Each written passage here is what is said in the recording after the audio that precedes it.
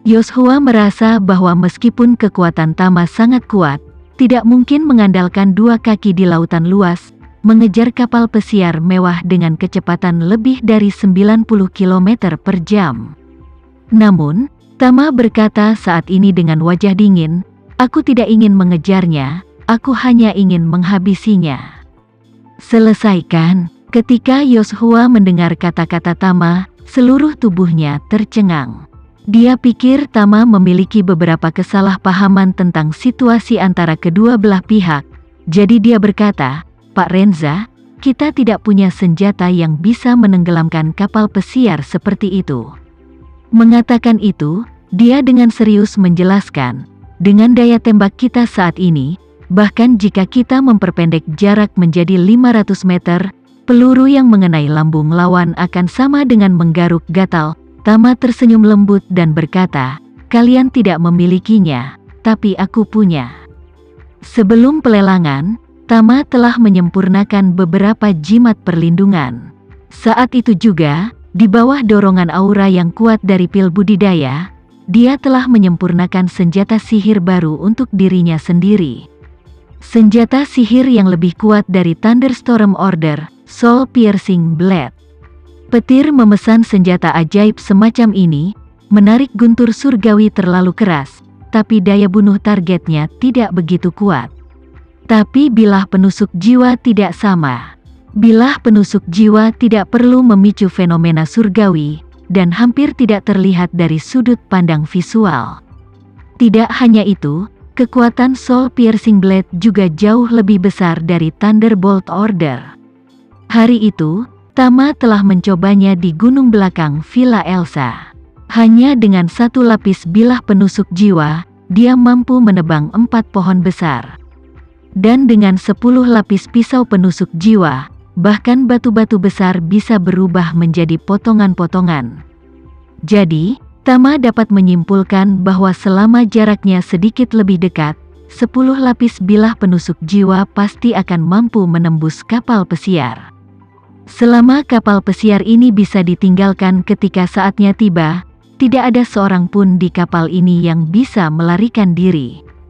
Meskipun Yoshua tidak tahu jenis senjata apa yang dimiliki Tama yang bisa menenggelamkan kapal pesiar. Tetapi karena dia berkata demikian, Yoshua tidak mempersoalkannya dalam hatinya, maka dia langsung berkata, "Pak Renza, maka saya akan mengatur agar anak buah saya bersiap." Setelah mengatakan itu, dia berbalik untuk melihat pilot yang sedang berlayar dan menginstruksikan, "Diam menuju target." Pilot mengangguk dan dengan hati-hati mengarahkan kapal kargo, mendekati sisi lain dengan kecepatan yang sangat lambat.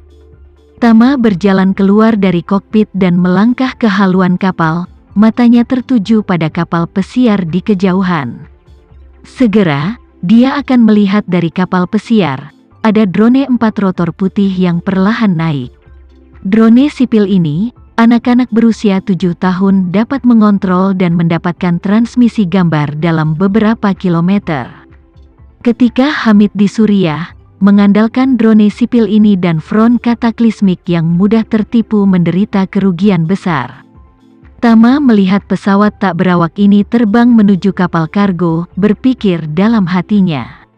Kecepatan terbang benda ini sangat cepat, terbang hingga puluhan kilometer per jam dengan mudah, 2 kilometer hanya 2 atau 3 menit.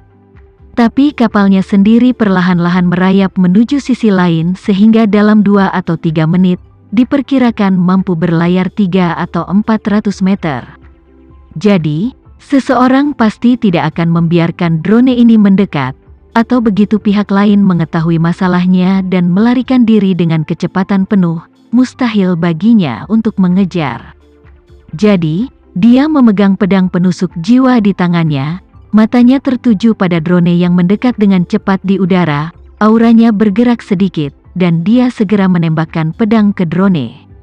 Pedang penusuk jiwa Tama, saat disempurnakan, ditumpuk dengan 10 lapis jimat pedang terbang, sedangkan untuk Soul Piercing Blade ini hanya digunakan 1 layer. Energi yang hampir sunyi dan tak terlihat dengan cepat terbang menuju drone itu. Pada saat ini, telinga Yoshua bergerak sedikit, Meskipun bilah penusuk jiwa ini hampir diam, tapi bagaimanapun juga, Yoshua adalah seniman bela diri bintang 8 negara bagian puncak. Persepsi supernya memungkinkan dia untuk dengan jelas mendeteksi keberadaan kekuatan ini. Dia langsung terkejut di dalam hatinya. Karena dia tidak menyangka Tama akan bisa melepaskan energi di tubuhnya melintasi udara, yang hampir mustahil bagi seorang seniman bela diri. Energi internal seorang seniman bela diri bisa membuat inderanya lebih tajam dan anggota tubuhnya lebih kuat, tetapi tidak bisa dipisahkan dari tubuh seniman bela diri. Seorang seniman bela diri bintang 8 seperti Yoshua bahkan bisa menembus baju besi jika kekuatan internalnya menyatu pada kedua tinjunya. Tapi tidak peduli berapa banyak kekuatan internal yang dia gunakan, dia tidak bisa menghilangkannya dari jarak 10 cm untuk memecahkan kaca. Dan pedang penusuk jiwa Tama barusan, bagi Yoshua, itu benar-benar mengejutkan. Dia hanyalah seekor katak di dasar sumur dan tiba-tiba melihat dunia yang lebih besar, dan itu langsung membalikkan persepsinya tentang kekuatan. Pada saat ini, drone melaju kencang. Dari kapal pesiar, seorang pria bertangan hitam memegang remote control, amati drone yang siap menerbangkannya ke dek kapal kargo.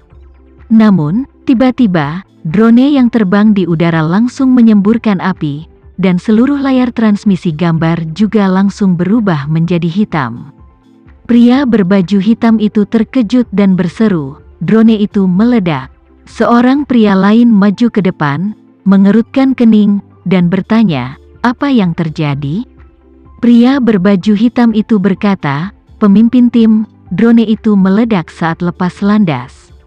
Itu meledak. Pemimpin tim langsung diperingatkan dan bertanya tiba-tiba, "Bagaimana bisa meledak? Apakah kita sedang diserang?" "Saya rasa tidak." Pria berbaju hitam itu menjelaskan, "Di tengah malam, tidak ada yang bisa mengenai drone sekecil itu dengan satu tembakan dari jarak seperti itu. Bahkan Raja Senjata di ketentaraan tidak memiliki kesempatan." Mengatakan bahwa dia menambahkan, "Saya merasa itu harus menjadi masalah dengan baterai litium. Mungkin ada tonjolan atau cacat pada baterai. Saya hanya memanipulasi drone untuk berakselerasi. Mungkin mengeluarkan terlalu banyak arus, sehingga meledak." Mendengar ini, pemimpin tim langsung sedikit santai dan bertanya, "Apakah ada alternatif? Letakkan yang lain." "Ya." Pria berbaju hitam itu mengangguk dan kemudian membuka kotak plastik rekayasa hitam lain di kakinya, yang juga memegang drone putih.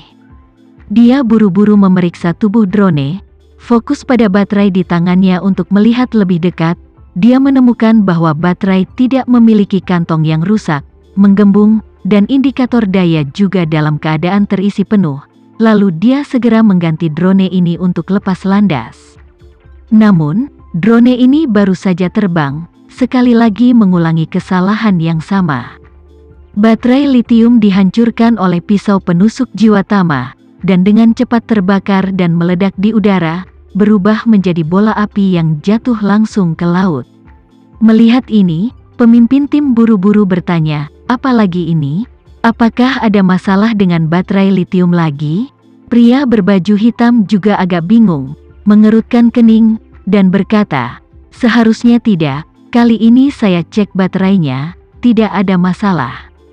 Pemimpin kelompok itu langsung diperingatkan dan berkata begitu saja, "Semua orang memperhatikan penutup, kemungkinan ada penembak jitu."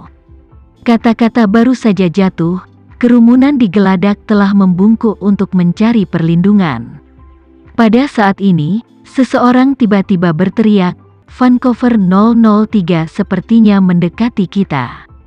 Kerumunan buru-buru melihat ke arah kapal barang yang menyala di laut, dan ketika mereka melakukannya, mereka menemukan bahwa jarak antara kapal barang dan diri mereka sendiri tampaknya telah sangat dekat. Pemimpin tim mengambil komunikator dengan wajah waspada dan berkata dengan suara dingin, "Vancouver 003, Vancouver 003.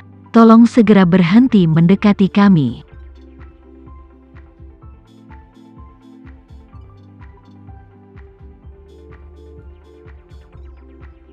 Sekian dulu ya video kali ini, kita lanjutkan lagi videonya di lain waktu. Oh iya, bagaimana menurut kalian? Semoga bisa sedikit menghibur kalian semua. Untuk teman-teman yang baru nonton, jangan lupa subscribe ya, hehehe. Dan kalau teman-teman ada yang ingin gabung langganan, bisa langsung gabung saja untuk dapat fitur yang menarik dan sedikit membantu Mimin. Terima kasih banyak sudah menonton, sampai jumpa lagi, bye.